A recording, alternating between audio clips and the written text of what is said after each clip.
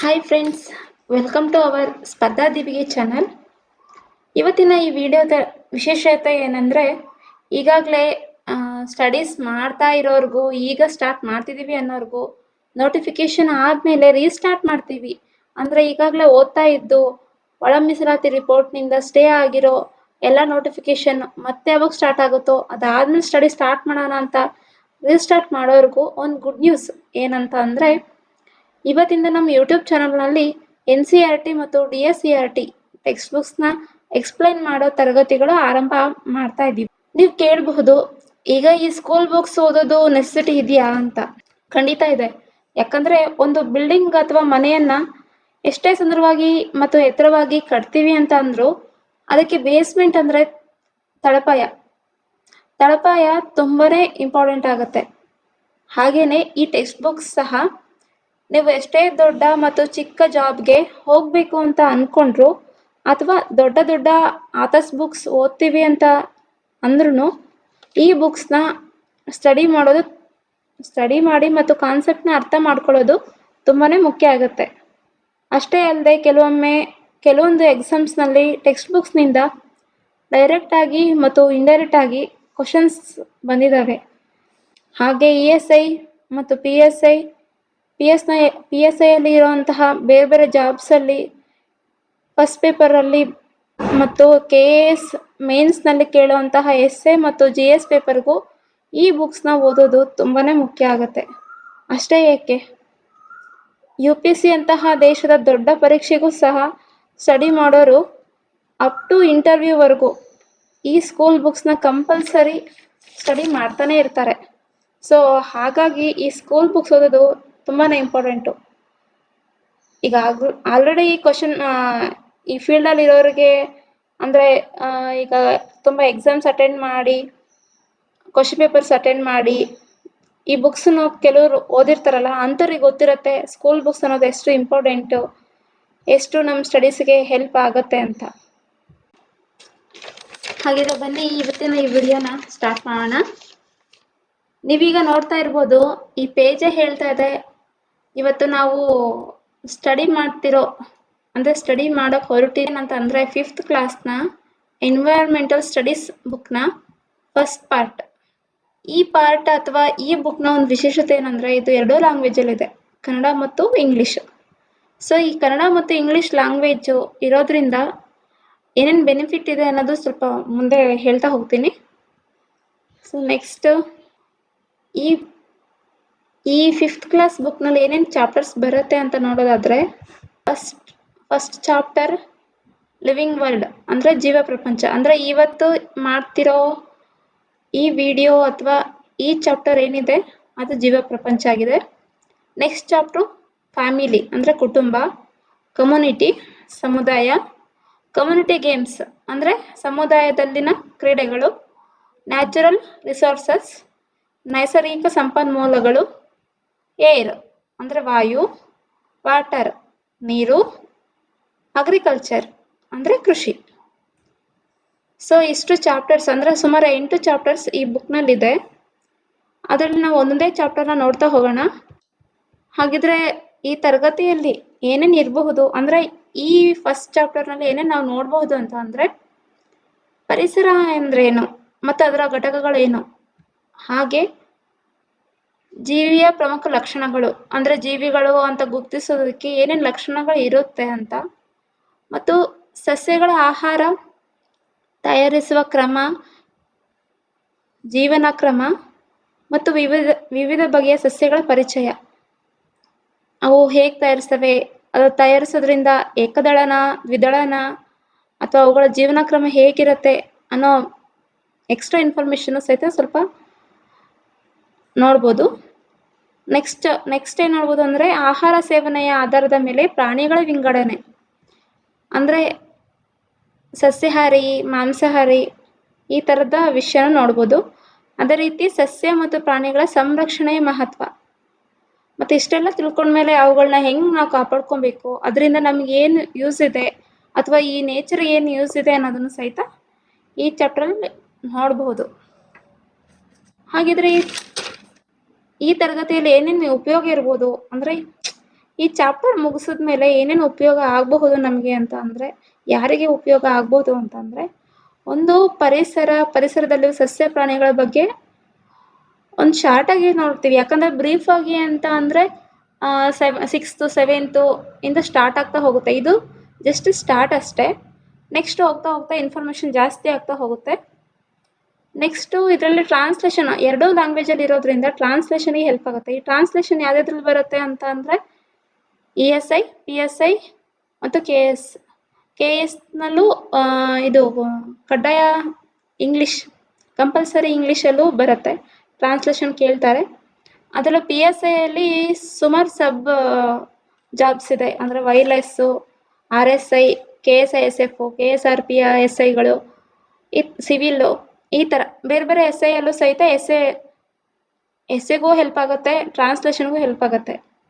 Essay ಯಾವುದಕ್ಕೆ help ಆಗುತ್ತೆ ಅಂದರೆ ಪರಿಸರದ ಬಗ್ಗೆ ಹೇಳಿರೋದ್ರ ಬಗ್ಗೆ. ಈಗ ಪರಿಸರದ ಬಗ್ಗೆ ಏನೇ ಕ್ವಶನ್ ಕೇಳಲಿ ಅದರಲ್ಲಿ ಸ್ವಲ್ಪ ಇಂಟ್ರೊಡಕ್ಷನ್ ಕೊಡೋದಕ್ಕೆ, ಮತ್ತು ಏನಾದ್ರು ಅದೇ ಪ್ರಾಣಿಗಳು ಮತ್ತು ಸಸ್ಯಗಳನ್ನ ಹೆಂಗೆ ಕಾಪಾಡ್ಕೊಳ್ಳೋದು, ಇಂತಹ ಕೆಲವೊಂದು ವಿಷಯಗಳನ್ನ ನಾವು ಎಸ್ಸೆ ರೈಟಿಂಗ್ನಲ್ಲಿ ಆ್ಯಡ್ ಮಾಡಿದಾಗ ಆ ಎಸ್ಸೆ ರೈಟಿಂಗ್ ತುಂಬ ಎಫೆಕ್ಟಿವ್ ಆಗಿ ಬರುತ್ತೆ. ಹಾಗಾಗಿ ಈ ಚಾಪ್ಟರ್ ಈ ಎಲ್ಲ ವಿಷಯಗಳಿಗೂ ಸ್ವಲ್ಪ ಹೆಲ್ಪ್ ಆಗುತ್ತೆ. ಡೆಪ್ತ್ ಇಲ್ಲದೆ ಇದ್ರೂ ಸ್ವಲ್ಪ ಇದ್ರೂ ಇಷ್ಟೂ ಹೆಲ್ಪ್ ಆಗುತ್ತೆ. ಹಾಗಿದ್ರೆ ಬನ್ನಿ ಫ್ರೆಂಡ್ಸ್, ತಡ ಮಾಡಿದೆ ಇವತ್ತಿನ ಈ ಫಸ್ಟ್ ಚಾಪ್ಟರ್ನ ಸ್ಟಾರ್ಟ್ ಮಾಡೋಣ. ಫಸ್ಟ್ ಚಾಪ್ಟರ್ ಯಾವುದು ಅಂದರೆ ಲಿವಿಂಗ್ ವರ್ಲ್ಡ್, ಅಂದರೆ ಜೀವ ಪ್ರಪಂಚ. ಹಾಗಾದ್ರೆ ಜೀವ ಪ್ರಪಂಚ ಅಂದರೆ ಏನು? ಸಿಂಪಲ್ ಆಗಿ ಹೇಳೋದಾದರೆ ಜೀವಿ ಪ್ರಪಂಚ ಅಂದರೆ ನಮ್ಮ ಸುತ್ತಲಿನ ಪ್ರಪಂಚ. ಈ ನಮ್ಮ ಸುತ್ತಲಿನ ಪ್ರಪಂಚದಲ್ಲಿ ಏನೇನು ಬರುತ್ತೆ?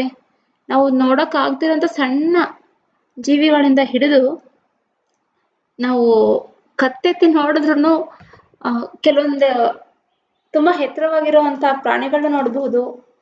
ಹಾಗೆ ತುಂಬ ದೊಡ್ಡ ಹಳೆಯ ಮರಗಳು, ದೊಡ್ಡದಾದಂಥ ಮರಗಳವರೆಗೂ ಏನಿದೆಯೋ ಅಲ್ಲಿವರೆಗೂ ನೋಡುವಂತಹ ಪ್ರತಿಯೊಂದು ಜೀವಿಯ ಪ್ರಪಂಚನೇ ಈ ಜೀವ ಪ್ರಪಂಚ. ಹಾಗಾದರೆ ಜೀವ ಪ್ರಪಂಚ ಎಲ್ಲಿ ಬರುತ್ತೆ? ಈ ಜೀವ ಪ್ರಪಂಚ ಎಲ್ಲೂ ಬರಲ್ಲ. ಇದು ನಮ್ಮ ಸುತ್ತಮುತ್ತಲೇ ಇರುವಂತಹ ನಮ್ಮ ಪರಿಸರದಲ್ಲಿ ಬರುತ್ತೆ. ಸೊ ಪರಿಸರ ಅಂತ ಅಂದ್ರೆ ಏನು? ಪರಿಸರ ಅಂತ ಅಂದರೆ ನಮ್ಮ ಸುತ್ತಲೂ ಕಂಡು ಬರುವಂತಹ ಅಂಶಗಳು. ಹಾಗಾದರೆ ಈ ಪರಿಸರದಲ್ಲಿ ಬರೀ ಮನುಷ್ಯರು, ಪಕ್ಷಿಗಳು, ಕಾಡು ಪ್ರಾಣಿಗಳು, ಸೂಕ್ಷ್ಮ ಜೀವಿಗಳು ಇವಷ್ಟೇ ಇರ್ತಾವ ಅಂತ ಅಂದರೆ ಇಲ್ಲ. ಈ ಪರಿಸರ ಅನ್ನೋದ್ರಲ್ಲಿ ಗುಡ್ಡ, ಕಾಡು, ನದಿ, ತೊರೆ, ಜೇನು, ಕೀಟಗಳು, ಹದ್ದು, ಹೀಗೆ ಅಷ್ಟೇ ಅಲ್ಲದೆ ಮಣ್ಣು, ಬೆಳಕು, ಪಕ್ಷಿಗಳು, ಅಷ್ಟೇ ಯಾಕೆ ನಿಮಗೆ ಕಡಿಯೋ ಸೊಳ್ಳೆಗಳು ಸಹಿತ ಈ ನಮ್ಮ ಪರಿಸರದಲ್ಲೇ ಬರುತ್ತೆ. ಸೊ ಇಂತಹ ವಿಸ್ಮಯವಾಗಿರೋ ಪ್ರತಿಯೊಂದು ಅಂಶನೂ ನಮ್ಮ ಪರಿಸರದಲ್ಲಿ ಇರೋದ್ರಿಂದ ಇದನ್ನೇ ನಮ್ಮ ಪರಿಸರ ಅಂತ ಕರಿತೀವಿ. ಸೊ ಪರಿಸರ ಅಂತ ಅಂದರೆ ಆಯಿತಾ, ಇದರಲ್ಲಿ ಏನೇನು ಬರುತ್ತೆ ಅಂತ ಅಂದರೆ ಇದರಲ್ಲಿ ಮುಖ್ಯವಾಗಿ 2 ಘಟಕಗಳು ಬರುತ್ತೆ. ಏನದು ಅಂತಂದರೆ ಒಂದು ಜೈವಿಕ ಘಟಕ, ಎರಡನೇದು ಅಜೈವಿಕ. ಈ ಜೈವಿಕ ಘಟಕಕ್ಕೆ ಇಲ್ಲೊಂದು ಎಕ್ಸಾಂಪಲ್ ಕೊಟ್ಟಿದ್ದಾರೆ. ಹುರಿಯದ ಶೇಂಗಾದಲ್ಲಿ ಸಸಿಯಾಗಲು ಬೇಕಾದ ಲಕ್ಷಣಗಳಿರತ್ತಂತೆ. ಹುರಿಯದ ಶೇಂಗಾ ಅಂತ ಅಂದರೆ ಬಿಸಿ ಮಾಡದಿರೋಂಥ ಶೇಂಗಾದಲ್ಲಿ ಅದು ಒಂದು ಸಸಿಯಾಗಿ ಬೆಳೆಯೋದಕ್ಕೆ ಬೇಕಾದಂತಹ ಲಕ್ಷಣಗಳಿದೆ. ಅಂತಹ ಲಕ್ಷಣಗಳನ್ನು ಇರೋದನ್ನೇ ಜೈವಿಕ ಅಂಶ ಅಂತ ಕರಿತೀವಿ. ಇಂತಹ ಜೈವಿಕ ಅಂಶವನ್ನು ಹೊಂದಿರುವಂತಹ ಜೀವಿಗಳಿಗೆ ಜೈವಿಕ ವಸ್ತುಗಳು ಅಥವಾ ಜೀವಿಗಳು ಅಂತ ಕರಿತೀವಿ. ಅದೇ ನಾವು ಬಿಸಿ ಮಾಡಿರೋಂತಹ ಅಥವಾ ಹುರಿದಿರೋ ಅಂತಹ ಶೇಂಗಾದಲ್ಲಿ ಸಸಿಯಾಗಲು ಬೇಕಾಗಿರೋಂಥ ಅಂಶಗಳು ಇರೋದಿಲ್ಲ. ಬೇಕಾಗಿರೋ ಅಂದರೆ ಜೈವಿಕ ಅಂಶ ಇರೋದಿಲ್ಲ, ಅವು ನಾಶ ಆಗಿರುತ್ತೆ. ಅದಕ್ಕೆ ಏನಾಗುತ್ತೆ? ಅಲ್ಲಿ ಅಜೈವಿಕ ಸ್ಥಿತಿ ಉಂಟಾಗತ್ತೆ. ಅಂದರೆ ಇದು ಎಕ್ಸಾಂಪಲ್ ಶೇಂಗಾ ತಗೊಂಡಿದ್ದಾರೆ.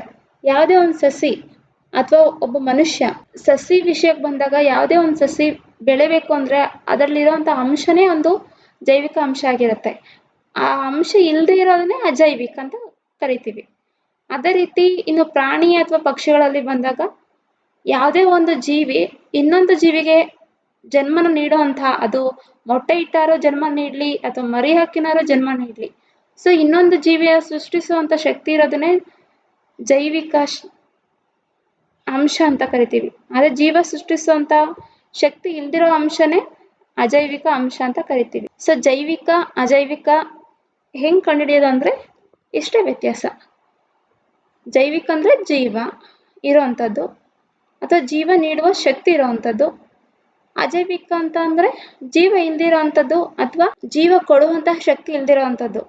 ಸೊ ಜೈವಿಕಕ್ಕೆ ಉದಾಹರಣೆಗಳು ಬಂದರೆ ಪ್ರಾಣಿ, ಪಕ್ಷಿ, ಸೂಕ್ಷ್ಮ ಜೀವಿಗಳು, ಹೀಗೆ ಇನ್ನೂ ಹಲವು ಎಕ್ಸಾಂಪಲ್ಸ್ ಕೊಡ್ಬೋದು. ಅದೇ ಅಜೈವಿಕಕ್ಕೆ ಬಂದರೆ ಕುರ್ಚಿ, ಮನೆ,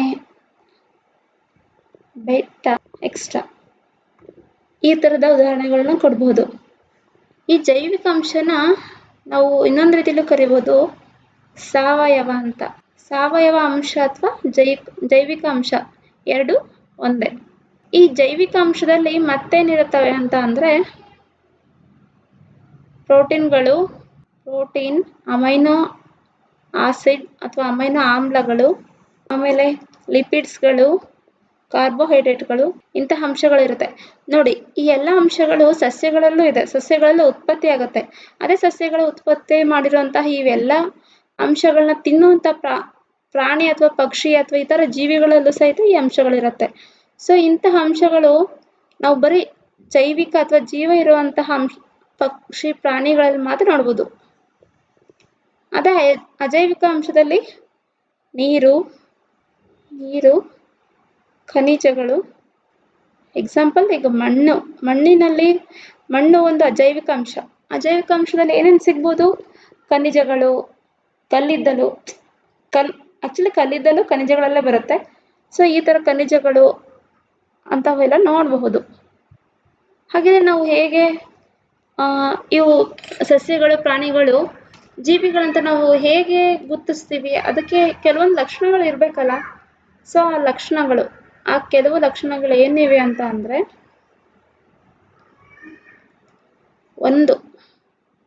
ಫಸ್ಟ್ ಒನ್, ಜೀವಿಗಳಿಗೆ ಜೀವಕೋಶಗಳಿರಬೇಕು. ಈ ಜೀವಕೋಶಗಳಿಂದ ಸಸ್ಯನೂ ಆಗಿದೆ, ಪ್ರಾಣಿನೂ ಆಗಿದೆ. ಈ ಜೀವಕೋಶಗಳಿಂದ ಯಾವ ಜೀವಿನೂ ಆಗಿಲ್ಲ ಅಥವಾ ಸಸ್ಯಗಳೂ ಆಗಿಲ್ಲ. ಅದೇ ರೀತಿ ಈ ಜೀವಕೋಶಗಳು ಯಾವುದೇ ಅಜೈವಿಕ ವಸ್ತುಗಳಲ್ಲಿ ಇರೋದಿಲ್ಲ. ಈ ಚಿತ್ರನ ಆಲ್ಮೋಸ್ಟ್ ನೀವು ನೋಡಿರ್ತೀರ ಮೊದಲಿಂದನೂ. ಸೊ ಹಾಗಾಗಿ ಇಲ್ಲಿ ಹೆಚ್ಚಿಗೆ ಏನೋ ಹೇಳ್ತಾ ಇಲ್ಲ. ಸಸ್ಯ ಮತ್ತು ಪ್ರಾಣಿಗಳ ಜೀವಗಳಲ್ಲಿರುವಂಥ ಜೀವಕೋಶಗಳು ಇವೆರಡು. ಹಾಗೆ ಜೀವಕೋಶಗಳಿಂದ ಜೀವಿಗಳ ದೇಹ ರಚನೆ ಆಗುತ್ತೆ. ಜೀವಕೋಶಗಳಿಂದ ಏನು ರಚನೆ ಆಗುತ್ತೆ ಅಂದರೆ ಜೀವಿಗಳ ದೇಹ ರಚನೆ ಆಗುತ್ತೆ. ಹೇಗೆ ರಚನೆ ಆಗುತ್ತೆ? ಇದು ಹೇಗೆ ಸಪೋರ್ಟ್ ಮಾಡುತ್ತೆ ಅಂದರೆ, ಹೇಗೆ ಒಂದು ಮನೆಗೆ ಸಿಮೆಂಟ್, ನೀರು, ಕಬ್ಬಿಣ ಹೆಲ್ಪ್ ಮಾಡುತ್ತೋ ಆ ರೀತಿ. ಎರಡನೇ ಅಂಶ ಏನಂತ ಅಂದರೆ, ಜೀವಿಗಳು ಉಸಿರಾಡ್ತವೆ. Living beings respire. ಜೀವಿಗಳು ಉಸಿರಾಡೋದ್ರಿಂದ ಅಂದರೆ ಸಸ್ಯಗಳು ಉಸಿರಾಡಬೇಕಾದ್ರೆ ಆಕ್ಸಿಜನ್ನ ಹೊರಗಡೆ ಬಿಟ್ಟು ಕಾರ್ಬನ್ ಡೈಆಕ್ಸೈಡ್ನ ಒಳಗಡೆ ತಗೊಳುತ್ತೆ. ಅದೇ ರೀತಿ ಮನುಷ್ಯರು ಉಸಿರಾಡ್ಬೇಕಾದ್ರೆ ಆಕ್ಸಿಜನ್ ತಗೊಳ್ತಾರೆ, ಕಾರ್ಬನ್ ಡೈಆಕ್ಸೈಡ್ ಬಿಡ್ತಾರೆ. ಇದು ಆಲ್ಮೋಸ್ಟ್ ಎಲ್ರಿಗೂ ಗೊತ್ತಿರೋಂಥ ವಿಷಯ. ಇದು ನೆಕ್ಸ್ಟ್ ಬರುವಂತಹ 6th 7th up to 10th PUC ಬುಕ್ಸ್ಗಳಿಗೆ ಜಸ್ಟ್ ಇದು ಬೇಸಿಕ್ ಆಗಿರೋದ್ರಿಂದ ಇದರಲ್ಲಿ ಸ್ವಲ್ಪ ವಿಷಯಗಳೇ ಕೊಟ್ಟಿದ್ದಾರೆ. ಇದರಲ್ಲಿ ಏನು ವಿಷಯ ಇದೆಯೋ ಅಷ್ಟೇ ಸ್ವಲ್ಪ ಎಕ್ಸ್ಪ್ಲೇನ್ ಮಾಡ್ತಾ ಹೋಗ್ತೀನಿ. ಪ್ರಾಣಿಗಳು ಉಸಿರಾಡಲು ವಿಶೇಷ ಅಂಗಗಳಿರುತ್ತೆ. ಪ್ರಾಣಿಗಳು ಉಸಿರಾಡ್ತವೆ ಅಂತ ಅಂದಾಗ ಅದಕ್ಕೆ ಅಂಗಗಳು ಇರಲೇಬೇಕಲ್ವಾ? ಸೊ ಆ ಅಂಗಗಳು ಏನೇನಾಗಿರುತ್ತೆ, ಯಾಕಾಗಿರುತ್ತೆ ಅಂತ ನೋಡ್ತಾ ಹೋಗೋಣ. ಸೊ ಸಸ್ಯಗಳನ್ನು ಸಹಿತ ಉಸಿರಾಡೋದ್ರಿಂದ ಸಸ್ಯಗಳು ಆಕ್ಸಿಜನ್ ಅನಿಲವನ್ನು ಭಾಗದಲ್ಲಿರುವ ಪತ್ರರಂಧ್ರಗಳ ಸ್ಟೊಮಾಟಗಳ ಮೂಲಕ ಈ ಸಸ್ಯಗಳು ಉಸಿರಾಡುತ್ತೆ. ಅದೇ ಆಕ್ಸಿಜನ್ ಅನಿಲದ ಸಹಾಯದಿಂದ ಆಹಾರದಲ್ಲಿರುವ ಶಕ್ತಿಯು ಜೀವಿಗಳ ದೇಹಕ್ಕೆ ದೊರೆಯುತ್ತದೆ, ಉಸಿರಾಡುತ್ತೆ. ಅದೇ ರೀತಿ ಮನುಷ್ಯ ತನ್ನ ಮೂಗಿಂದ ಉಸಿರಾಡ್ಬೇಕಾದ್ರೆ ಈ ಆಕ್ಸಿಜನ್ ಅನಿಲ ಏನು ಮಾಡುತ್ತೆ ಅಂದರೆ ಈ ನಾವು ತಿನ್ನುವಂಥ ಆಹಾರದಲ್ಲಿ ಅಂದರೆ ಈ ಸಸ್ಯಗಳು ತಯಾರಿಸಿರುವಂಥ ಆಹಾರ ಏನಿರೋದು ಅಂತ ಆಹಾರದಲ್ಲಿರುವಂತಹ ಲಿಪಿಡ್ಸ್, ಕಾರ್ಬೋಹೈಡ್ರೇಟ್ಸ್ ಅಂತಹ ಎಲ್ಲ ರೀತಿಯ ಅಂಶಗಳನ್ನು ನಮ್ಮ ದೇಹ ಸಿಗೋ ಥರ ಮಾಡುತ್ತೆ. ಇಲ್ಲಿ ನೋಡಿ, ಮೂರನೇ ಅಂಶ ಏನು? ಜೀವಿಗಳು ಆಹಾರ ಸೇವಿಸುತ್ತೆ. ಹೌದು, ಜೀವಿಗಳಾಗಿರೋದ್ರಿಂದನೇ ಅಲ್ವಾ ಆಹಾರ ಸೇವಿಸೋದು. ಅದೇ ಜೀವ ಇಲ್ದಿರೋಂಥ ವಸ್ತುಗಳು ಆಹಾರ ಸೇವಿಸುತ್ತಾ? ಇಲ್ಲ ಅಲ್ಲ. ಸೊ ಇಲ್ಲಿ ನೋಡಿ, ಇವ್ರು ಕಟ್ಟಿಗೆ ಹೊಡಿತಿದ್ದಾರೆ, ಇವರು ಮೂಟೆ ಹೊರ್ತಿದ್ದಾರೆ. ಇಲ್ಲಿ ಚಿರತೆ ತನ್ನ ಆಹಾರಕ್ಕಾಗಿ ಬೇಟೆ ಆಡ್ತಿದೆ. ಸೊ ಈ ಎಲ್ಲ ಇದು ಆಹಾರ ಹುಡ್ಕೋದಕ್ಕೆ ಈ ಥರ ಕೆಲಸ ಮಾಡಲೇಬೇಕು. ಇವರು ಅಷ್ಟೇ, ಆಹಾರ ಬೇಯಿಸ್ಕೊಳ್ಳೋಕೆ ಆಗಲಿ, ಆಹಾರ ತರಬೇಕು ಅಂದರೆ ತರಬೇಕು ಅಂತ ಅಂದರೆ ಹಣಕಾಸಿನ ನೆರವು ಆಗ್ಬೋದು, ಅಥವಾ ಆ ತರೋದಕ್ಕೋಸ್ಕರ ದೇಹಕ್ಕೆ ಬೇಕಾಗಿರೋ ಶಕ್ತಿನೂ ಸಹಿತ ಆಹಾರದಿಂದನೇ ಬರೋದು. ಸೊ ಹಾಗಾಗಿ ಆಹಾರ ಸೇವಿಸೋದು ಜೀವಿಯ ಇನ್ನೊಂದು ಲಕ್ಷಣ ಆಗುತ್ತೆ. ನೋಡಿ, ಈ ಥರ ಬೇಟೆಯಾಡೋದೇ ಆಗಿರ್ಬೋದು, ಅಥವಾ ಮೂಟೆ ಹೊರೋದು, ಕಟ್ಟಿಗೆ ಹೊಡೆಯೋದು, ಕೆಲಸ ಮಾಡೋದು, ಅಥವಾ ಒಂದು ಕಡೆ ಕೂತು ಸಾಫ್ಟ್ವೇರ್ಗಳಲ್ಲೂ ಕೆಲಸ ಮಾಡೋಂಥದ್ದು ಆಗಿರ್ಬೋದು. ಅದು ಏನೇ ಮಾಡಲಿ, ಇಂತಹ ಎಲ್ಲ ಕೆಲಸಗಳನ್ನ ಮಾಡಬೇಕು ಅಂತ ಅಂದರೆ ಆ ಜೀವಿಗಳಿಗೆ ಶಕ್ತಿ ಬೇಕು. ಜೀವಿಗಳು ತಮಗೆ ಬೇಕಾದ ಶಕ್ತಿ ಎಲ್ಲಿಂದ ಪಡಿತಾರೆ ಅಂದರೆ ಆಹಾರದ ಮೂಲಕ. ಈ ಆಹಾರ ಹೇಗೆ ಬರುತ್ತೆ ಜೀವಿಗಳಿಗೆ ಅಂತ ಅಂದರೆ ಆಕ್ಸಿಜನ್ ಮೂಲಕ. ಆಹಾರದಲ್ಲಿರುವಂತಹ ಶಕ್ತಿನ ಆಕ್ಸಿಜನ್ ರಕ್ತದ ಮೂಲಕ ದೇಹದ ಇತರ ಅಂಗಗಳಿಗೆ ಸರಬರಾಜು ಮಾಡುತ್ತೆ. ಹಾಗಿರೋ ಸಸ್ಯಗಳ ಆಹಾರ ಹೇಗಿರ್ಬೋದು? ಪ್ರಾಣಿಗಳ ಬಗ್ಗೆ ಅಥವಾ ನಾವು ಬಗ್ಗೆ ಆದರೂ ಸ್ವಲ್ಪ ತಿಳಿದಿರ್ತೀವಿ. ಸಸ್ಯಗಳ ಆಹಾರ ಹೇಗಿರ್ಬೋದು ನೋಡಿ. ಸಸ್ಯದ ಪ್ರತಿಯೊಂದು ಭಾಗವು ಒಂದಲ್ಲ ಒಂದು ಚಟುವಟಿಕೆ ಮಾಡ್ತಾ ಇರುತ್ತೆ. ಅದಕ್ಕೂ ಸಹಿತ ಆಹಾರ ಬೇಕು. ಹೌದು, ನಾವು ಮನುಷ್ಯರು ಕೆಲಸ ಮಾಡಿದ್ರು ಮಾಡದೇ ಇದ್ರು ನಮ್ಮ ದೇಹದಲ್ಲಿರುವಂಥ ಒಳಾಂಗಗಳು ಕೆಲಸ ಮಾಡ್ತಾನೆ ಇರುತ್ತೆ. ಹಾರ್ಟ್ ಆಗಲಿ, ಕಿಡ್ನಿ ಆಗಲಿ, ಅವೆಲ್ಲ ಸುಮ್ಮನೆ ಅಂತೂ ಕೂರೋದಿಲ್ಲ. ಅದಕ್ಕೆ ಹೇಗೆ ಶಕ್ತಿ ಬೇಕೋ, ಆಹಾರ ಬೇಕು, ಅದೇ ರೀತಿ ಸಸ್ಯನೂ ಸಹಿತ ಚಟುವಟಿಕೆಗಳು ಮಾಡ್ತಾ ಇರೋದಕ್ಕೆ ಅದಕ್ಕೂ ಆಹಾರ ಬೇಕು. ಹಾಗಾದರೆ ಸಸ್ಯ ಎಲ್ಲಿಂದ ಆಹಾರ ಪಡೆಯುತ್ತೆ? ಹಸಿರು ಸಸ್ಯಗಳು ತಮಗೆ ಬೇಕಾದ ಆಹಾರವನ್ನು ತಾವೇ ತಯಾರಿಸ್ಕೊಳ್ತವೆ. ಅವು ಯಾರ ಮೇಲೂ ಡಿಪೆಂಡ್ ಆಗಲ್ಲ. ಈ ಥರ ತಮ್ಮ ಆಹಾರ ತಾವೇ ತಯಾರಿಸ್ಕೊಳ್ಳೋದಕ್ಕೆ ಸ್ವಪೋಷಕಗಳು ಅಂತ ಕರೀತಾರೆ. ಅಂದರೆ ಹಸಿರು ಸಸ್ಯಗಳನ್ನ ನಾವೇನಂತ ಕರಿತೀವಿ? ಸ್ವಪೋಷಕಗಳು, ಆಟೋಟ್ರೋಪ್ಸ್ ಅಂತ ಕರಿತೀವಿ. ಹಾಗಿದ್ರೆ ಸಸ್ಯಗಳು ಹೇಗೆ ಆಹಾರ ತಯಾರಿಸ್ತವೆ?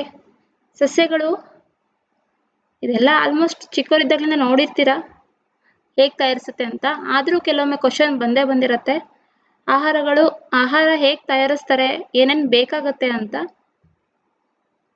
ಸೊ ಆಹಾರ ತಯಾರಿಸೋಕೆ ಒಟ್ಟು 4 ಪ್ರಮುಖ ಅಂಶಗಳು ಬೇಕಾಗತ್ತೆ.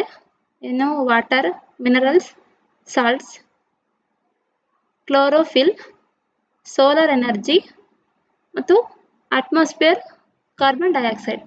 ಇವಿಷ್ಟುಗಳಿಂದ ಸಸ್ಯ ಆಹಾರ ತಯಾರಿಸುತ್ತೆ. ಅಂದರೆ ಸೂರ್ಯನ ಬೆಳಕಿನ ಶಕ್ತಿನ ಮತ್ತು ಪರಿಸರದಲ್ಲಿ ನಾವು ಬಿಡುವಂಥ ಕಾರ್ಬನ್ ಡೈಆಕ್ಸೈಡ್ನ, ಮಣ್ಣಿನಲ್ಲಿರುವಂತಹ ನೀರನ್ನು ಮತ್ತು ಖನಿಜ ಲವಣಾಂಶಗಳನ್ನ ಬೇರುಗಳ ಮೂಲಕ, ಎಲ್ಲಿಂದ?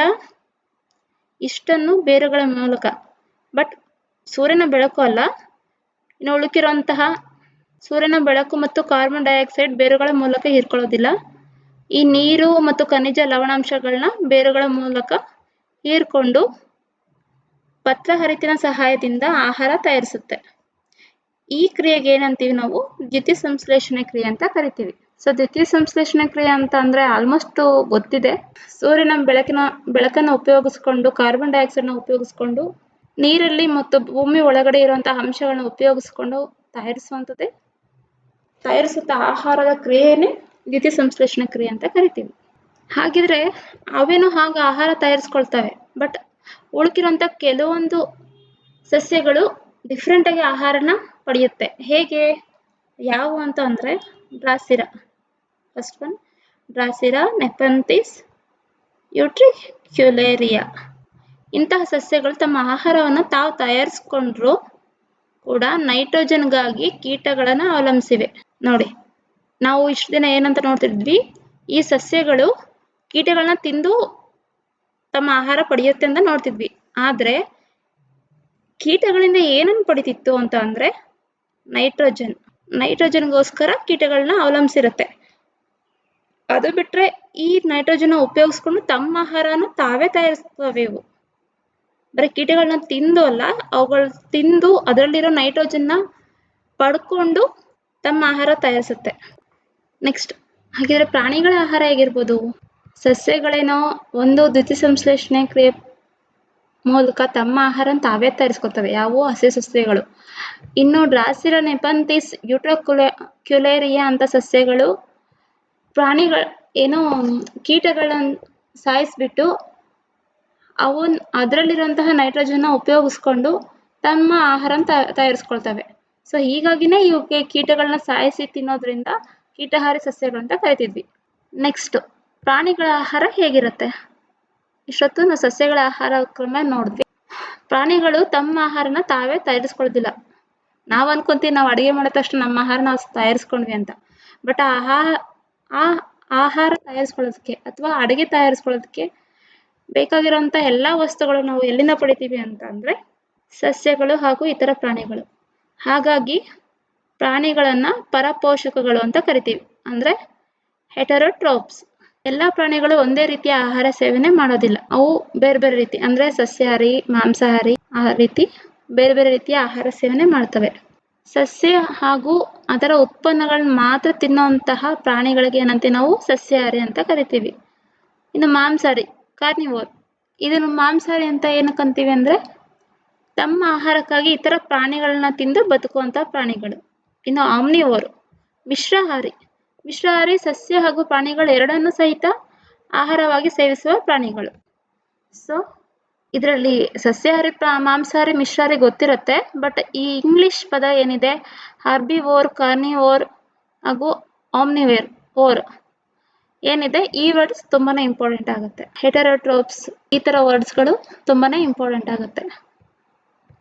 ನೆಕ್ಸ್ಟ್, 5ನೇ ಲಕ್ಷಣ. ಇದು ಜೀವಿ ಅಂತ ಹೇಳ್ಕೊಳ್ಳೋದಕ್ಕೆ 5ನೇ ಲಕ್ಷಣ ಅಂತ ಏನು ಅಂದ್ರೆ ಜೀವಿಗಳು ಚಲಿಸುತ್ತೆ. ಹೌದಲ್ವಾ? ಜೀವಿಗಳು ಚಲಿಸುತ್ತೆ. ಆದ್ರೆ ಈ ಕಾರು, ಬಸ್ಸು, ವಿಮಾನ ಇವನ್ನ ಚಲಿಸುತ್ತಲ್ಲ, ಹಾಗಂತ ಅವು ಜೀವಿಗಳಾಗತ್ತಾ? ಇಲ್ಲ. ಯಾಕಂದ್ರೆ ಅವು ಮಾನವ ನಿರ್ಮಿತ ಆಗಿರೋಂಥವಾದ್ರೂ ಜೊತೆಗೆ ಅವು ಸಹಿತ ಮನುಷ್ಯ ಕೆಲವೊಂದು ಕಂಡು ಹಿಡಿದು ಉಪಯೋಗಿಸೋದ್ರಿಂದ ಅದು ಚಲನೆ ಮಾಡ್ತಾ ಇರುತ್ತೆ ಹೊತ್ತು ಸ್ವಂತವಾಗಿ ಅದು ಚಲಿಸ್ತಾ ಇರೋದಿಲ್ಲ. ಹಾಗಾಗಿ ಅದನ್ನ ನಾವು ಜೀವಿಗಳಂತ ಕರೆಯಕ್ ಬರಲ್ಲ.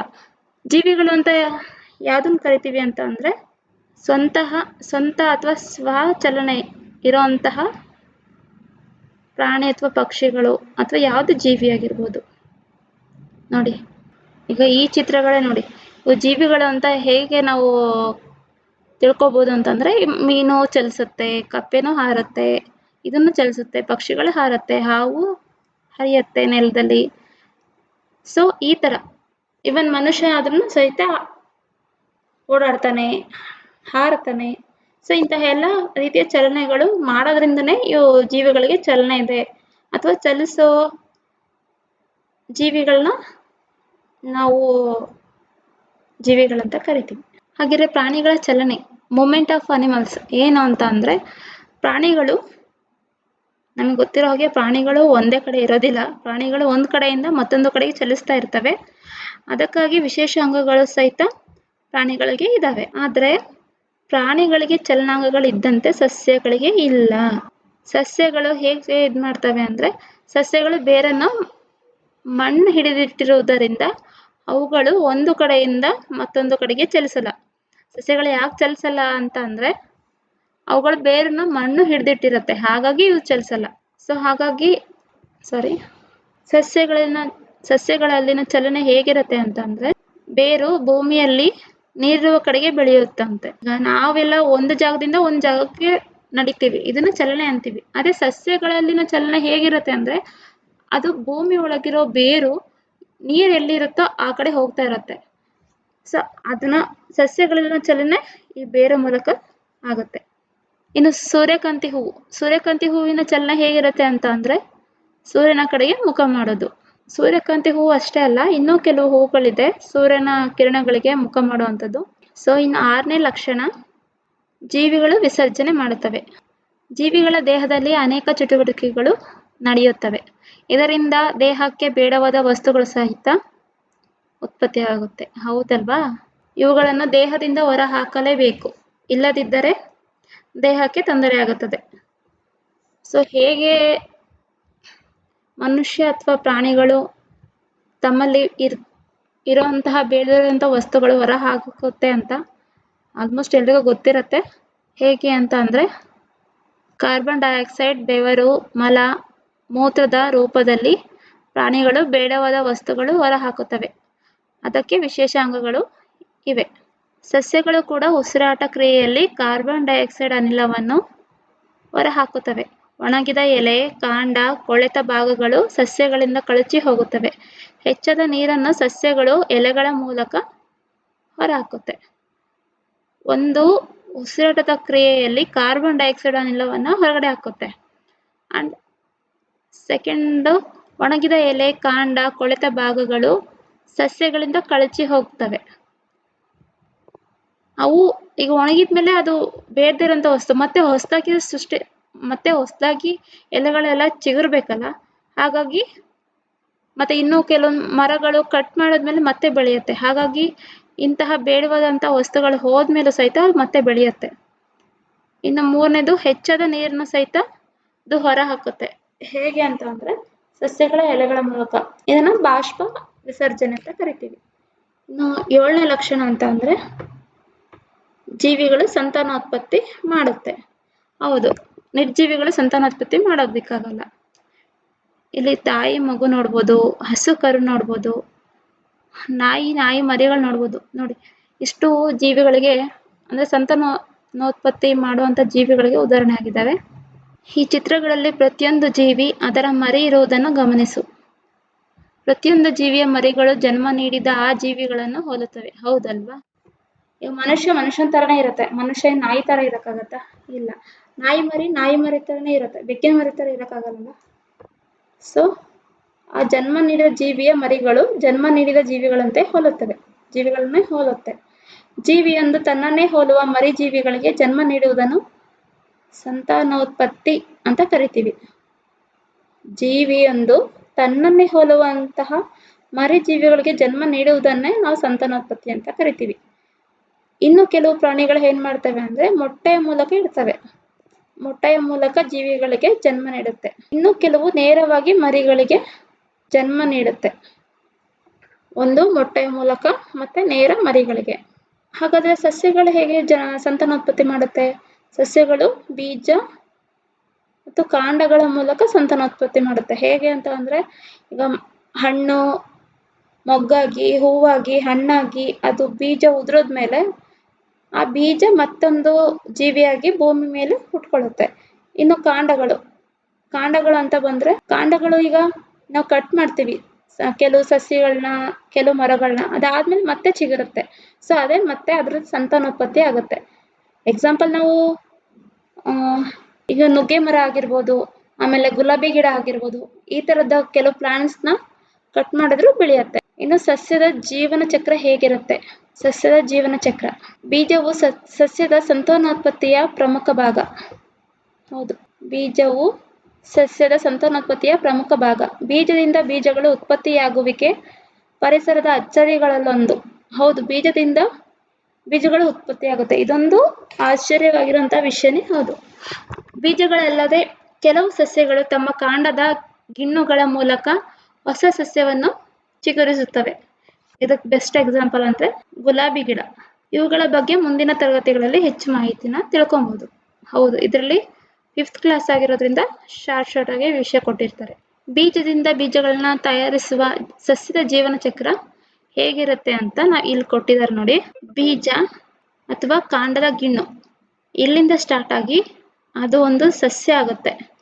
ಆ ಸಸ್ಯ ಏನಾಗುತ್ತೆ? ಹೂವಾಗುತ್ತೆ. ಹೂವೇನಾಗುತ್ತೆ? ಕಾಯಿ ಆಗುತ್ತೆ. ಮತ್ತದೇನಾಗುತ್ತೆ, ಹಣ್ಣಾಗುತ್ತೆ. ಹಣ್ಣಾಗಿದ್ಮೇಲೆ ಏನು, ಒಣಗುತ್ತೆ. ಒಣಗಿ ಆ ಹಣ್ಣು ಒಣಗಿ ಮತ್ತೆ ಬೀಜ ಆಗುತ್ತೆ. ಸೊ ಬೀಜದಿಂದ ಬೀಜನೇ ತಯಾರಿ ಆಗುತ್ತೆ. ಇದ್ರ ಮೂಲಕನೇ ಸಸ್ಯಗಳು ಸಂತಾನೋತ್ಪತ್ತಿ ಮಾಡುತ್ತೆ. ನೆಕ್ಸ್ಟ್ 8ನೇ ಲಕ್ಷಣ ಅಂತ ಅಂದ್ರೆ ಜೀವಿಗಳು ಪ್ರಚೋದನೆಗೆ ಪ್ರತಿಕ್ರಿಯಿಸುತ್ತವೆ. ಹೌದು, ಪ್ರಚೋದನೆಗೆ ತಕ್ಕ ಪ್ರತಿಕ್ರಿಯೆಗಳು. ಇದ್ರ ಬಗ್ಗೆ ಬೆಸ್ಟ್ ಎಕ್ಸಾಂಪಲ್ ಅಂದ್ರೆ ಮುಟ್ಟಿದರೆ ಮುನಿ ಗಿಡ ನೋಡಿ. ಕಾಲಿಗೆ ಮುಳ್ಳು ಚುಚ್ಚಿದ ಕ್ಷಣ ನಮಗೆ ನೋವಿನ ಅನುಭವ ಆಗುತ್ತೆ, ಹೌದಲ್ವಾ? ಚಳಿಗಾಲದಲ್ಲಿ ಮೈ ನಡುಗುವುದು, ಹಾವು ತನ್ನ ರಕ್ಷಣೆಗಾಗಿ ಬುಸ್ ಎನ್ನುವುದು, ಬಿಸಿಲಿನ ತಾಪ ನೀಗಿಸಿಕೊಳ್ಳಲು ಎಮ್ಮೆಗಳು ನೀರಿಗೆ ಇಳಿಯುವುದು, ಇಂಥವನ್ನೆಲ್ಲ ನಾವು ನೋಡಿದೀವಿ. ಕೆಲವು ಕೀಟಗಳನ್ನು ಮುಟ್ಟಿದಾಗ ಅವು ನಮ್ಮನ್ನ ಕಚ್ಚುತ್ತೆ, ಪ್ರಾಣಿಗಳು ಕಿರ್ಚುತ್ತೆ. ಹೀಗೆ ಜೀವಿಗಳು ತಮ್ಮದೇ ಆದಂತಹ ರೀತಿಯಲ್ಲಿ ಪ್ರತಿಕ್ರಿಯಿಸುತ್ತೆ. ಇವೆಲ್ಲ ಸುತ್ತಲಿನ ಪ್ರಚೋದನೆಗಳಿಗೆ ಜೀವಿಗಳು ನೀಡುವ ಪ್ರತಿಕ್ರಿಯೆಗಳಾಗಿವೆ. ಜೀವಿಗಳು ತಮ್ಮ ಸುತ್ತಲಿನ ಪರಿಸರದಲ್ಲಿ ಆಗುವ ಬದಲಾವಣೆಗಳಿಗೆ ಸ್ಪಂದಿಸುತ್ತವೆ.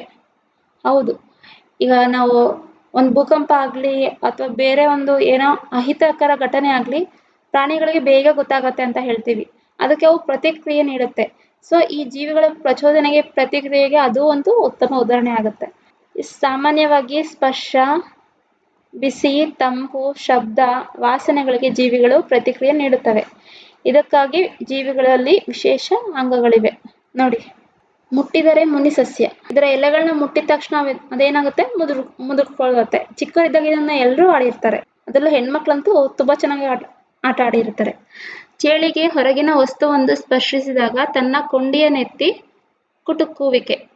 ಇನ್ನು ಆಲ್ಮೋಸ್ಟ್ ಚೇಳನ್ನ ಯಾರು ಅಲ್ಲಿ ನೋಡಿದ ತಕ್ಷಣ ಅದ್ರ ಹತ್ರ ಹೋಗ್ಬೇಡ, ಅದು ಕಚ್ಚುತ್ತೆ ಅಂತ ಹೇಳ್ತೀವಿ, ಬಾಲದಲ್ಲಿ ಹೊಡೆಯುತ್ತೆ ಅಂತ ಹೇಳ್ತೀವಿ. ಸೊ ಈ ಕುಟುಕುವಿಕೆಯಿಂದ ಅದು ವಿಷ ಹೊರಸೂಸಿ ತನ್ನ ರಕ್ಷಣೆ ಮಾಡ್ಕೊಳ್ಳುತ್ತೆ. ಇನ್ನು ಸೂರ್ಯಕಾಂತಿ ಹೂ ಸೂರ್ಯನ ಕಡೆಗೆ ಮುಖ ಮಾಡುತ್ತೆ. ಹೀಗೆ ಜೀವಿಗಳು ಪ್ರಚೋದನೆಗೆ ಪ್ರತಿಕ್ರಿಯೆಯನ್ನು ನೀಡುತ್ತೆ.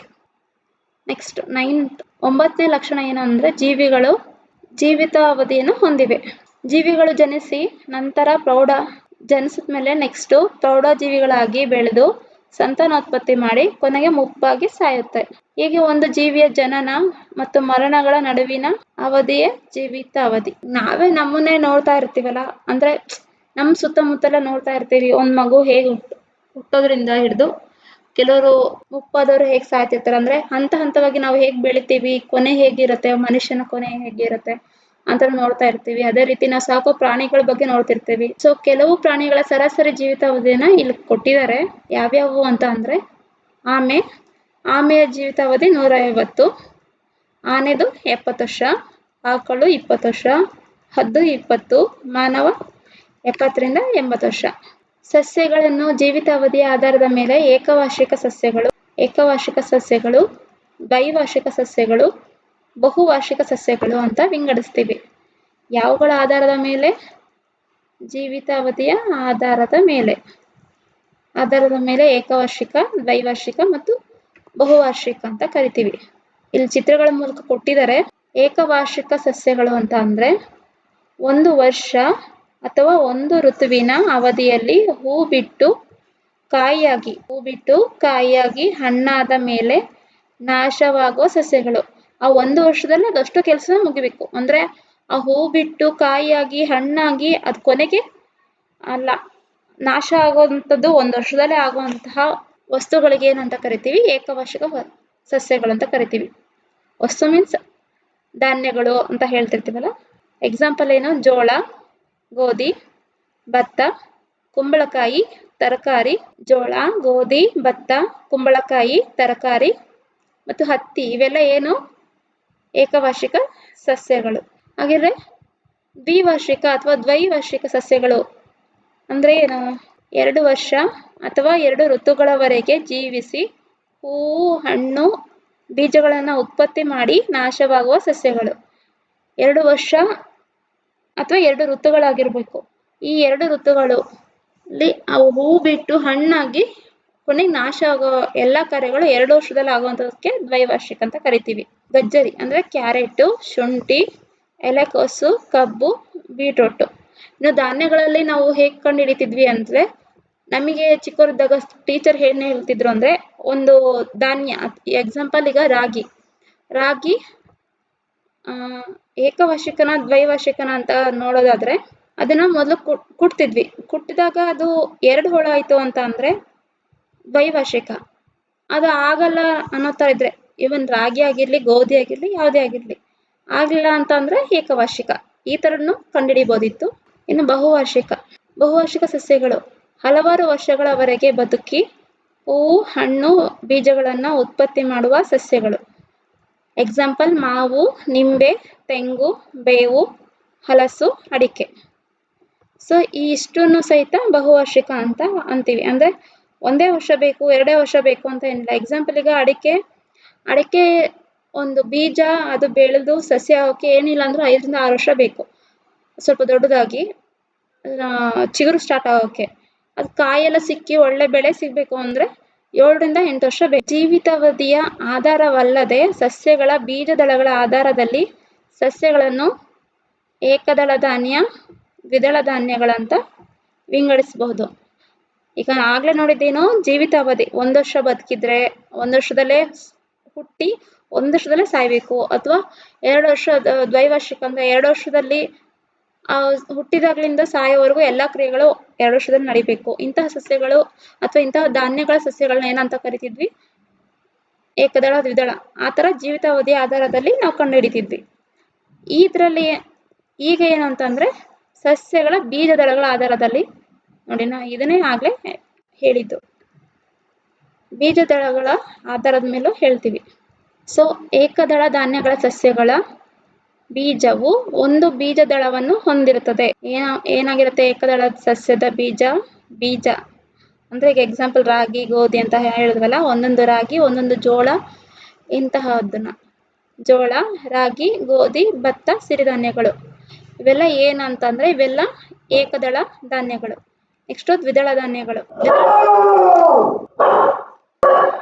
ದ್ವಿದಳ ಧಾನ್ಯಗಳು 2 ಬೀಜದಳಗಳನ್ನು ಹೊಂದಿರುತ್ತದೆ. ಈಗ ಹೊಡೆದ್ರೆ 2 ಹೋಳಾಗುವಂಥದ್ದು ನೋಡಿ, ಹುರುಳಿನ ನಾವು ಹೊಡೆದ್ರೆ 2 ಹೋಳಾಗುತ್ತೆ. ಶೇಂಗಾನು ಅಷ್ಟೇ, ತೊಗರಿನೂ ಅಷ್ಟೇ, ಕಡಲೆ ಮತ್ತು ಉದ್ದು ಇವೆಲ್ಲ 2 ಪೀಸ್ ಆಗೋದ್ರಿಂದ ಇವನ್ನ ದ್ವಿದಳ ಧಾನ್ಯ ಅಂತ ನಾವು ಬೇಗ ಕಂಡುಹಿಡ್ಕೊಬಹುದು. ಅದೇ ರೀತಿ ಜೀವಿಯ ಲಕ್ಷಣಗಳ ಬಗ್ಗೆ ತಿಳ್ಕೊಂಡಿದೀವಲ್ವಾ. ಸೊ ಸಸ್ಯಗಳು ಮತ್ತು ಪ್ರಾಣಿಗಳು ಪರಿಸರದ 2 ಪ್ರಮುಖ ಅಂಶಗಳಾಗಿದ್ದಾವೆ. ಆದರೆ ಇತ್ತೀಚೆಗೆ ಮನುಷ್ಯರ ದುರಾಸೆಯಿಂದ ಪರಿಸರದಲ್ಲಿ ಗಿಡ ಮರಗಳ ಮತ್ತು ಪ್ರಾಣಿಗಳ ಸಂಖ್ಯೆಗಳು ಕಡಿಮೆ ಆಗ್ತಾ ಇದ್ದಾವೆ. ಸಸ್ಯಗಳು ಮತ್ತು ಪ್ರಾಣಿಗಳ ಸಂರಕ್ಷಣೆ ಇಂದಿನ ಅಗತ್ಯತೆ ಏನಿದೆ ಅನ್ನೋದನ್ನ ನೆಕ್ಸ್ಟ್ ನೋಡ್ತಾ ಹೋಗೋಣ. ಇಷ್ಟು ತನಕ ಜೀವಿಗಳ ಲಕ್ಷಣಗಳನ್ನ ನಾವು ತಿಳ್ಕೊಂಡ್ವಿ. ಮತ್ತೆ ಇಂತಹ ಸಸ್ಯ ಮತ್ತು ಪ್ರಾಣಿಗಳ ನಮ್ಮ ಮನುಷ್ಯರ ದುರಾಸೆಯಿಂದ ಇವನ್ನೆಲ್ಲ ನಾಶ ಮಾಡ್ತಾ ಬರೋದ್ರಿಂದ ಏನೇನು ಪ್ರಾಬ್ಲಮ್ ಆಗಿದೆ, ಅದು ಸಂರಕ್ಷಣೆ ಮಹತ್ವ ಏನು, ಕಾಪಾಡೋದ್ರಿಂದ ಅಂತ ಮುಂದೆ ನಾವು ನೋಡ್ಬೋದು.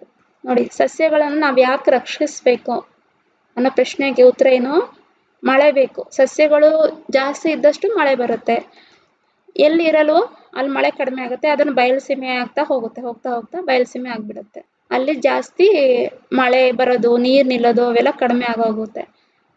ನೆಕ್ಸ್ಟು ಸಸ್ಯಗಳನ್ನ ಯಾಕೆ ರಕ್ಷಿಸ್ಬೇಕು ಅಂದ್ರೆ ಆಹಾರಕ್ಕಾಗಿ. ಅವಿದ್ರೇನೆ ಒಳ್ಳೊಳ್ಳೆ ಹಣ್ಣು, ತರಕಾರಿ ಎಲ್ಲಾನು ಸಿಗೋದು. ಮತ್ತು ಮಳೆ ಬರೋದಕ್ಕೆ ಕಾರಣ, ಮಳೆ ಬಂದ್ಮೇಲೆ ನಮ್ಗೆ ಬೇಕಾಗಿರುವಂಥ ಧಾನ್ಯಗಳು ಬೆಳ್ಕೊಳ್ಳೋಕ್ಕೂ ಸಹಾಯ ಆಗುತ್ತೆ. ನೆಕ್ಸ್ಟು ಮುಂದಿನ ಪೀಳಿಗೆಗೆ, ಈಗ ನಾವೇ ಎಲ್ಲನೂ ನಾಶ ಮಾಡ್ತಾ ಹೋಗ್ಬಿಟ್ರೆ ಮುಂದಿನ ಪೀಳಿಗೆಗೆ ಅಂತ ನಾವೇನು ಎತ್ತಿಟ್ಟಂಗಾಗಲ್ಲ. ನಾವು ಏನು ಕೊಡೋಕ್ಕಾಗದೇ ಇದ್ರು ಅಟ್ಲೀಸ್ಟ್ ಹಾಳು ಮಾಡದೆ ಉಳಿಸೋದ್ರೆ ಸಾಕು. ಇಲ್ಲೊಂದು ವಿಷಯ ಕೊಟ್ಟಿದ್ದಾರೆ, ಅದು ಮಹತ್ವದ ಬಗ್ಗೆ. ಬೋರ್ನಿಯಾದಲ್ಲಿ ಒಮ್ಮೆ ನೊಣಗಳ ಕಾಟ ಅತಿಯಾಗಿತ್ತಂತೆ. ಇವನ್ನ ನಿಯಂತ್ರಿಸಲು ಕೀಟನಾಶಕಗಳನ್ನು ಬಳಸಿದ್ರು. ನೊಣಗಳೆಲ್ಲ ಸತ್ತು, ಏನು ಕೀಟನಾಶಕ ಬಳಸಿದ್ರಲ್ಲ ಅದರಿಂದ ನೊಣಗಳೆಲ್ಲ ಸತ್ತೋದ್ವು. ಸತ್ತ ನೊಣಗಳನ್ನು ಅಲ್ಲಿದ್ದಂತಹ ಹಲ್ಲಿಗಳು ತಿಂದ್ವು. ಇವರೇನು ನೊಣಗಳ ಕಾಟ ಜಾಸ್ತಿ ಆಗಿತ್ತು ಅಂತ ಕೀಟನಾಶಕ ಹೊಡೆದು ನೊಣಗಳನ್ನ ಸಾಯಿಸಿದ್ರು. ಅದರಿಂದ ಆ ಸತ್ತಂತಹ ನೊಣಗಳನ್ನ ಹಲ್ಲಿಗಳು ತಿಂದ್ವು. ಇದರಿಂದ ನೊಣಗಳ ಮೇಲಿದ್ದ ಕೀಟನಾಶಕಗಳು ಹಲ್ಲಿಗಳ ದೇಹನ ಸೇರ್ಕೊಂಡ್ವು. ಇವುಗಳ ಪ್ರಭಾವದಿಂದ ಹಲ್ಲಿಗಳ ಓಡಾಟ ನಿಧಾನವಾಯಿತು. ಆ ಕೀಟನಾಶಕ ತಿಂದಿದ್ರಿಂದ ಹಲ್ಲಿಗಳ ಓಡಾಟ ನಿಧಾನವಾಯಿತು. ಆಗ ಅವುಗಳನ್ನು ಬೆಕ್ಕುಗಳು ಸುಲಭವಾಗಿ ಬೇಟೆಯಾಡಿ ತಿಂದ್ವು. ಹಲ್ಲಿಗಳ ಮೂಲಕ ಬೆಕ್ಕುಗಳ ದೇಹವನ್ನು ಸೇರಿದ ಕೀಟನಾಶಕಗಳು ಬೆಕ್ಕುಗಳಿಗೆ ವಿಷವಾಗಿ ಪರಿಣಮಿಸಿತು. ಅನೇಕ ಬೆಕ್ಕುಗಳು ಸತ್ತೋದ್ವು. ಬೆಕ್ಕುಗಳ ಸಂಖ್ಯೆ ಕುಸಿಯುತ್ತಿದ್ದಂತೆ ಇಲಿಗಳ ಸಂಖ್ಯೆ ಅಪಾರವಾದವು. ಹೌದು, ಬೆಕ್ಕುಗಳು ಇದ್ರೆ ಇಲಿಗಳ ಸಂಖ್ಯೆ ಕಡಿಮೆ ಆಗುತ್ತೆ. ಯಾಕಂದ್ರೆ ಇಲಿಗಳನ್ನ ಬೆಕ್ಕುಗಳು ತಿಂದಾಕ್ಬಿಡುತ್ತಲ್ಲ, ಹಾಗಾಗಿ. ಆದರೆ ಈಗ ಬೆಕ್ಕುಗಳೇ ಇಲ್ಲ ಅಂತ ಅಂದರೆ ಆಟೋಮೆಟಿಕ್ ಇಲಿಗಳ ಸಂಖ್ಯೆ ಜಾಸ್ತಿ ಆಗುತ್ತೆ. ಇಲಿಗಳು ಜಾಸ್ತಿ ಆದರೆ ಏನು ಬರುತ್ತೆ? ಪ್ಲೇಗ್ ರೋಗ ಬರುತ್ತೆ. ಪ್ಲೇಗ್ ರೋಗ ತಲೆದೋರಿ ಅನೇಕ ಜನರನ್ನು ತೆಗೆದುಕೊಂಡಿತ್ತು. ಇಲಿಗಳನ್ನು ನಿಯಂತ್ರಿಸಲು ಸರ್ಕಾರ ಇತರ ದೇಶಗಳಿಂದ ಬೆಕ್ಕುಗಳನ್ನು ಆಮದು ಮಾಡ್ಕೊಂಡ್ರಂತ ನೋಡಿ. ಅಲ್ಲಿರೋ ಬೆಕ್ಕುಗಳನ್ನ ಸಾಯೋ ಥರ ಮಾಡಿಬಿಟ್ಟು ಬೇರೆ ದೇಶದಿಂದ ಇಲಿಗಳನ್ನ ಕಂಟ್ರೋಲ್ ಮಾಡೋಕ್ಕೆ ಬೆಕ್ಕುಗಳನ್ನ ತರಿಸ್ಕೊಂಡಿದ್ದಾರೆ. ಸೊ ಇದರಿಂದ ಏನು ಗೊತ್ತಾಗುತ್ತೆ ಅಂದರೆ ಪ್ರತಿಯೊಂದು ಅಂದರೆ ಪರಿಸರದಲ್ಲಿರೋ ಪ್ರತಿಯೊಂದು ಜೀವಿಯ ಮಹತ್ವ ಅಷ್ಟು ಇಂಪಾರ್ಟೆಂಟ್ ಇದೆ. ಈ ನೊಣನ ಸಾಯಿಸೋಕ್ಕೋಸ್ಕರ ಕೀಟ ಹಾಕಿದ್ರಿಂದ ಅಲ್ಲಿಂದ ಬೆಕ್ಕು ಸಾಯೋವರೆಗೂ ಮುಂದುವರಿತಾ ಹೋಯಿತು. ಇದೇ ಸೇಮ್ ಪ್ಯಾಟ್ರನ್ನೇ ರಣಹದ್ದುಗಳ ವಿಷಯದಲ್ಲೂ ಆಯಿತು. ನಮ್ಮ ದೇಶದಲ್ಲಿ ಅಥವಾ ಬೇರೆ ದೇಶದಲ್ಲಿ ರಣಹದ್ದುಗಳು ಸಾಯೋದಕ್ಕೂ ಸಹಿತ ಇದೇ ರೀತಿ ಕಾರಣ ಆಯಿತು. ಈ ವಿಡಿಯೋದ ಅಥವಾ ಈ ಚಾಪ್ಟರ್ನ ಕೊನೆಯ ಘಟ್ಟಕ್ಕೆ ಬಂದಿದ್ದೀವಿ. ಏನಿದೆ ಲಾಸ್ಟ್ ಅಂದರೆ ಇಂಪಾರ್ಟೆಂಟ್ ವಿಷಯ ಅಂತಂದರೆ ಪ್ರಾಣಿ ಸಂರಕ್ಷಣೆಯ ಮಹತ್ವದ ಬಗ್ಗೆ ಕೆಲವು ಅಂಶಗಳಿದೆ. ಏನೇನಪ್ಪ ಅಂತಂದರೆ ಪ್ರಾಣಿಗಳು ಪರಿಸರ ಸಮತೋಲನವನ್ನು ಉಳಿಸುವುದರಲ್ಲಿ ಪ್ರಮುಖ ಪಾತ್ರ ವಹಿಸುತ್ತವೆ.